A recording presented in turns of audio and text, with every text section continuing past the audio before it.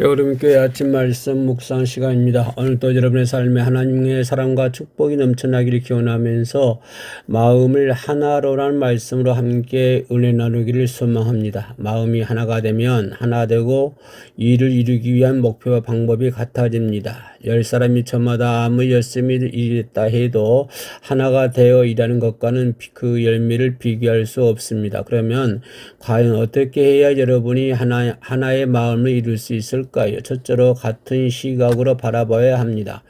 같은 시각으로 바라본다는 것은 범사의 믿음의 눈으로 보는 것이며 새 예루살렘을 바라보는 것입니다. 먼저 믿음의 눈으로 본다는 것은 현실적인 상황이나 세상에 돌아가는 이치를 모른다는 말이 아닙니다. 또 자신이 해야 할 바를 하지 않고 하늘만 바라보는 것도 아니죠. 현실 상황을 아는 만큼 사람이 힘으로 불가능하다는 것도 잘 깨달아 하나님을 믿고 그 뜻을 구해 나가는 것을 말합니다. 그러면서 자신이 할 바를 찾아 최선을 다해 믿음의 받침대를 만드는 것이죠.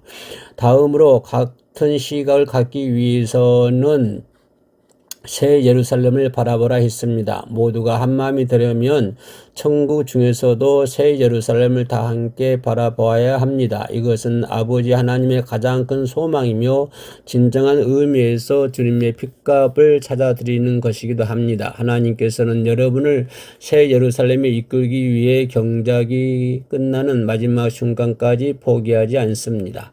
둘째로 마음에 선한 것에 두어야 합니다. 아무리 같은 목적을 가지고 일을 해도 서로 선한 마음의 품을 따라야 진정으로 하나 될 수 있습니다. 마음이 얼마나 선으로 하나 되었는가에 따라 일을 쉽게 풀 수도 있고 그렇지 못할 수 있지요. 가나안을 정복하는 과정에서 이스라엘을 어렵게 한 사람이 있었습니다. 바로 아간입니다. 아간은 물질에 대한 욕심과 순종하지 않는 마음을 품었습니다. 선한 것을 품지 않았기에 마음이 하나 될 수 없습니다. 결과적으로 자신이 멸망했을 뿐 아니라 이스라엘 전체에도 뼈아픈 아이성의 패배를 가져다 주었지요. 따라서 하나님의 일을 할 때는 모두 함께 선한 것을 마음에 품어야 합니다.